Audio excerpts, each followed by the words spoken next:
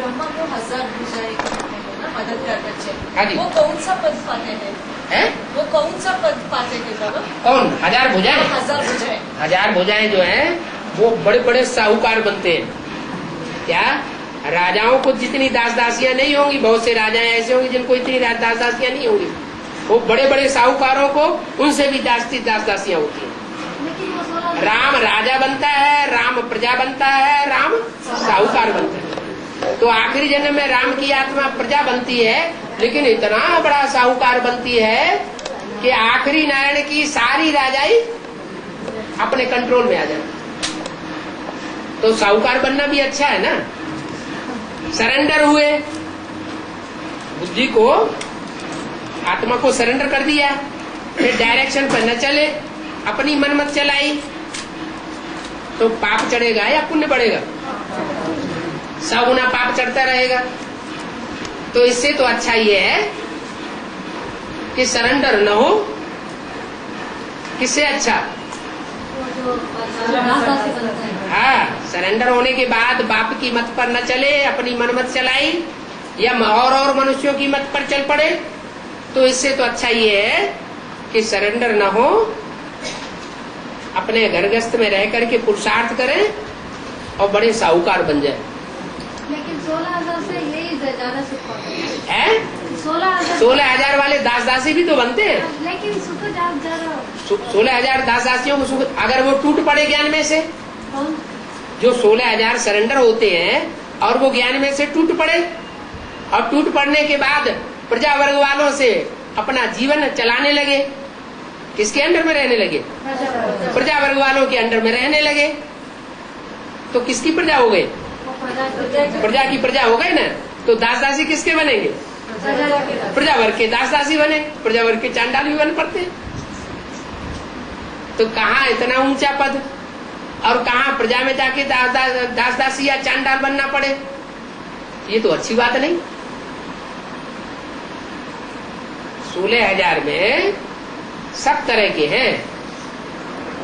राजा बनने वाली भी क्वालिटी है, महाराजा बनने वाली भी क्वालिटी है, रानियां बनने वाली भी क्वालिटी है, महारानी बनने वाली भी क्वालिटी है। फिर बड़े बड़े साहूकार भी बनेंगे। कोई हर जन्म में प्रिंस प्रिंसेस थोड़े ही बनते रहेंगे। कोई जन्म में बड़े बड़े साहूकार भी बनेंगे, छोटे साहूकार भी बनेंगे, दास दासी भी बनेंगे, और बहुत नीचे गिरेंगे तो प्रजा वर्ग में चांडाल का पद पाएंगे।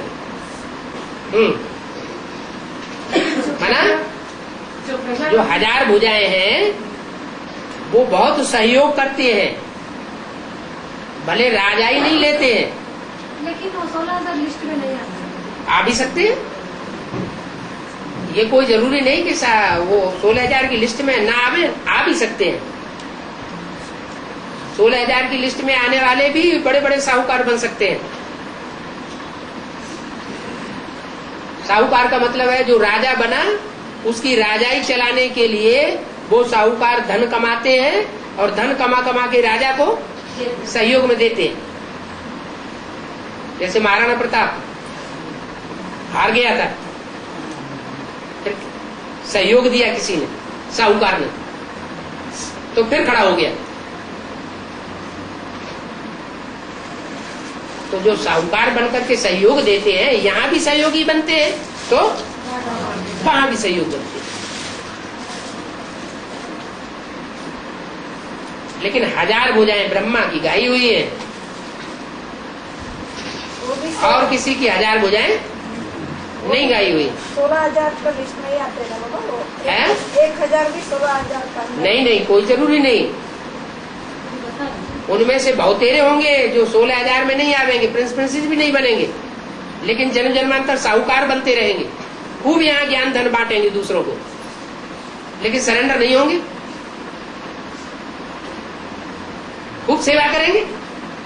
यहाँ ज्ञान धन बांटेंगे तो वहां ढेर सारा स्थूल धन मिल जाएगा। ये ज्ञान रतन ही स्थूल धन बन जाते हैं।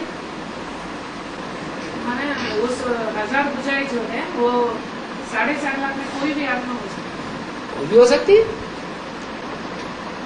मानव उनकी विशेष क्वालिटी होगी कि वो सहयोगी बनेंगी, लेफ्टिस्ट के रूप में भी सहयोगी बन सकती है और आईटीएस के रूप में भी सहयोगी बन सकती है।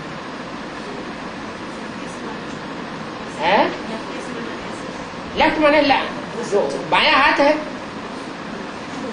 मान लो किसी पे हमला किया राजा ने, तो उन्होंने ढेर सारा धन दे दिया, है तो हमले का काम, आक्रामक तरीका हुआ ना, दूसरों के ऊपर आक्रमण होगा तो लड़ाई होगी, खून खराबा होगा, एक हारेगा एक जीतेगा। लड़ाई झगड़ा अच्छी चीज तो नहीं है, लेकिन राजा को सहयोग दिया,